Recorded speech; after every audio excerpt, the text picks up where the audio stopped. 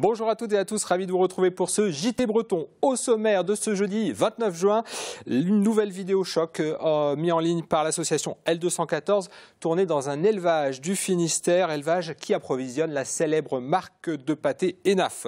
Ce 29 juin, c'est la journée nationale du sauvetage en mer, une journée choisie par la SNSM pour célébrer à Brest ses 50 ans. Et puis, Lorient est en marche vers le développement durable avec la pose de panneaux solaires sur le toit de sa mairie.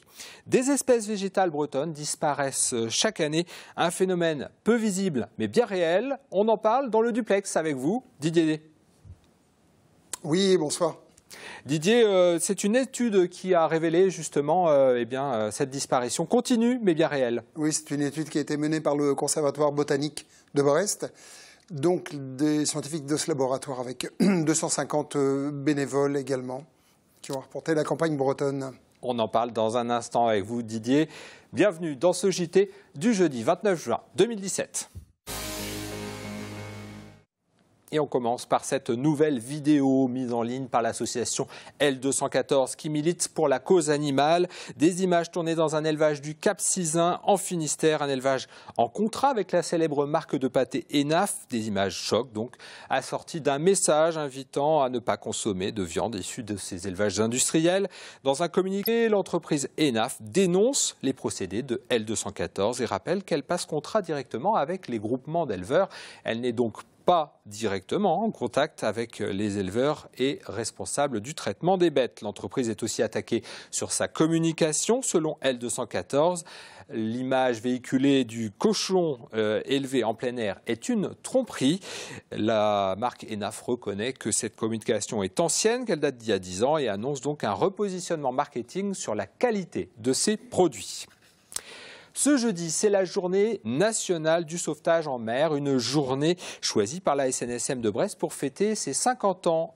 Et Enora Le Nôtre a suivi les commémorations aquatiques et marines dans le bassin du port de Plaisance à Brest. Un homme à la mer, l'alerte est donnée. Les sauveteurs de la SNSM réagissent rapidement. L'hélicoptère Caïman de la Marine nationale est dépêché sur place. Toute la matinée, les démonstrations de sauvetage s'enchaînent, une façon d'apporter plus de visibilité à une association qui manque de moyens. Il y a un besoin financier important pour renouveler les bateaux. Les bateaux, ça a une durée de vie limitée. Au bout de 30-35 ans, un bateau, c'est bon à remplacer. Et puis pour assurer la formation des sauveteurs qui sont aujourd'hui d'origine plus variée qu'autrefois et qu'il faut apprendre d'une part les techniques de la mer, d'autre part les techniques du sauvetage.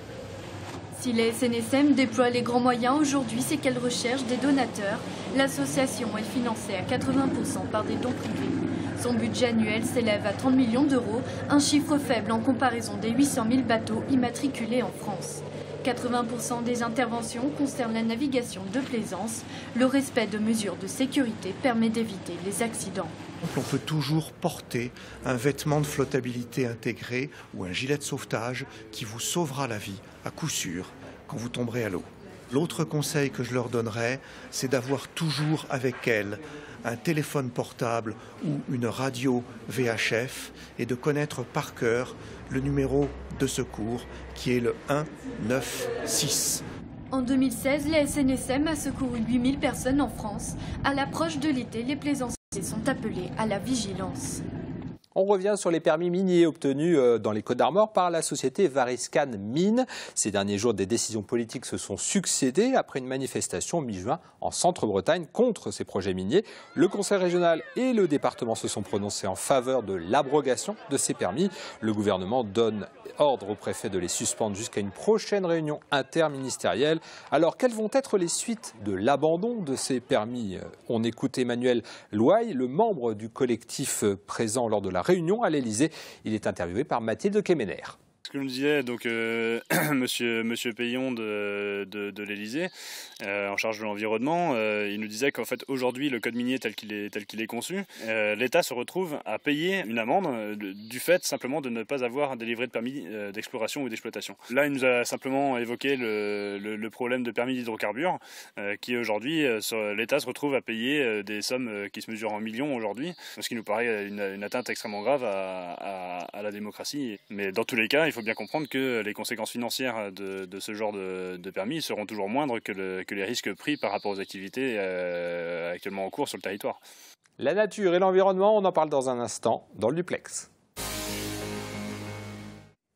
Avec vous Didier Néniel, donc c'est un phénomène discret voire invisible et le grand public n'y a pas forcément conscience, mais une nouvelle étude conclut justement la disparition de nombreuses espèces végétales bretonnes.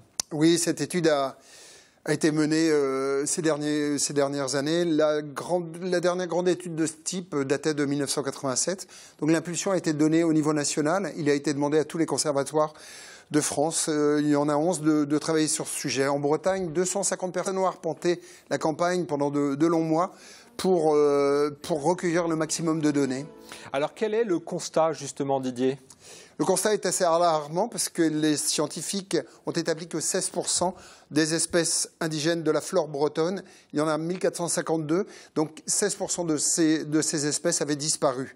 Et autre chiffre assez alarmant, 132 autres espèces sont considérées comme en danger ou très vulnérables. De quelles plantes s'agit-il ? On trouve de tout, des plantes minuscules qu'on peut écraser avec ses semelles sans faire attention aux belles tulipes sauvages qu'on retrouvait encore il y a quelques années dans notre région. Didier, quelle est la cause principale de la disparition de ces espèces ? Alors les botanistes pointent du doigt plusieurs causes, dont les nouvelles pratiques agricoles, l'utilisation d'herbicides par exemple, qui sont venus à bout de nombreuses espèces qui étaient liées à la moisson. On parle aussi de la construction de logements, bien entendu, l'urbanisme, l'assèchement des zones humides également. Alors est-il trop tard pour endiguer justement cette disparition ? Non, les botanistes restent quand même assez optimistes. Ils disent que depuis quelques années, les esprits évoluent, que les élus et les collectivités ont pris conscience de la richesse de cette diversité et qu'ils agissent en conséquence, qu'ils intègrent ces notions dans la gestion de l'espace, par exemple. À Brest, le conservatoire botanique tente aussi de réintroduire des plantes par le biais de graines conservées dans des congélateurs. Alors, il y a eu plusieurs réimplantations qui ont été couronnées de succès. Il faut souligner aussi que la Bretagne bénéficie d'une belle richesse floristique par rapport à d'autres régions françaises. C'est dû à son climat, mais également à ses côtes. Merci beaucoup Didier. Atteindre 30% des énergies renouvelables sur les bâtiments municipaux, c'est l'objectif de la ville de Lorient en matière de transition énergétique. Pour y parvenir, elle installe donc des panneaux photovoltaïques sur le toit de ces bâtiments, comme les écoles ou encore la mairie. Une démarche originale soutenue par les citoyens. Explication à Fanny Coconnier. Ces panneaux captent la lumière du soleil et la transforment en électricité consommée en temps réel. Installés sur le toit de la mairie de Lorient, ces 80 panneaux permettent de répondre à environ 5% des besoins du bâtiment. Ici, l'énergie qui est produite sur le toit de l'hôtel de ville est consommée par le bâtiment. Donc c'est très intéressant parce qu'en fait, on s'exonère des prix du marché, c'est de l'autoconsommation. Donc on a fait la démonstration que cette électricité coûtait moins cher que celle qu'on aura achetée sur le marché. Et de fait, ça décuple nos projets d'installer un maximum de panneaux photovoltaïques sur les bâtiments municipaux. Ces panneaux, ce sont ces citoyens de l'association Bretagne Énergie Citoyenne qui les ont financés. Militants de la transition écologique, ils ont créé une entreprise dédiée à ce projet. 66 habitants du territoire ont réuni 38 750 € pour acheter ces panneaux. J'ai effectivement participé à l'achat des panneaux solaires. Je suis militante et je suis très intéressée par les énergies renouvelables. Et d'autre part, je voulais savoir où allait mon argent. C'était l'occasion d'investir sur un projet local. Et ces panneaux solaires assurent 1% de rendement à ses actionnaires, car la ville de Lorient les loue pour 8 900 € par an. Mais la question financière n'est pas l'objectif premier de ces militants. Le défi, en effet, c'était de faire quelque chose, d'agir. On est tous des militants écolos, mais ce que l'on a voulu en créant cette société qui a financé ces panneaux, c'est d'agir pour l'environnement. La ville de Lorient travaille à reproduire cette initiative sur les toits du centre de formation des apprentis et d'autres communes comme Plouay, Quimperlé ou encore Groix s'intéressent à la démarche.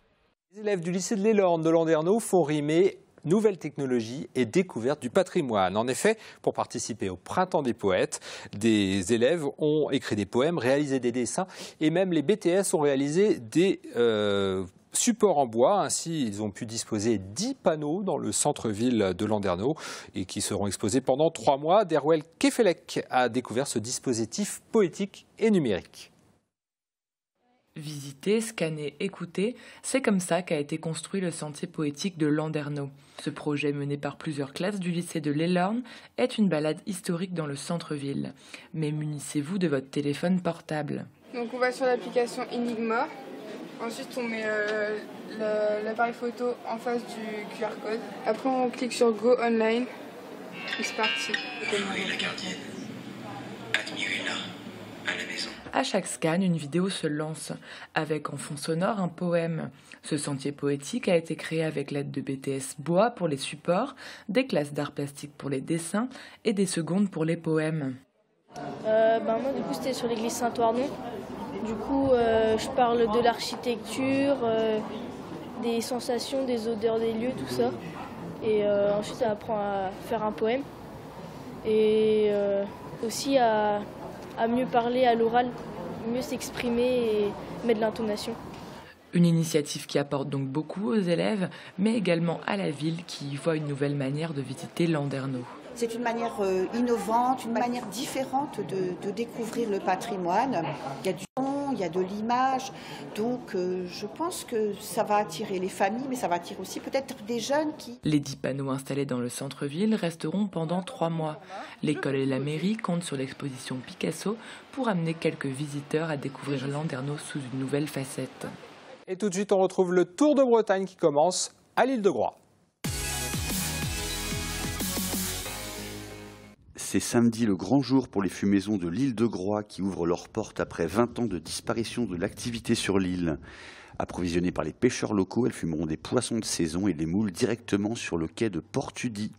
Cible visée, la vente directe et quelques restaurants. Les îles d'Ouate et Édic au large du Morbihan se mobilisent contre les nuisances dues au mouillage sauvage des plaisanciers. Pour ça, elles vont distribuer quelques 6000 exemplaires d'un guide de bonne conduite, au programme notamment le respect des balisages, l'utilisation de produits non chimiques ou encore le recours au WC public. Enfin, le carton blanc va faire son entrée sur les terrains de foot bretons, déjà en vigueur au rugby pour les fautes techniques. Il correspond à une exclusion temporaire du jeu.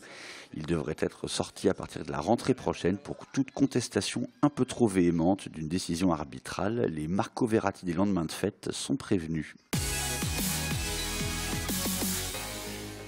Ce JT est terminé, merci de l'avoir suivi. On se retrouve demain pour un dernier JT de la saison avant notre formule d'été, l'instant été dès lundi prochain.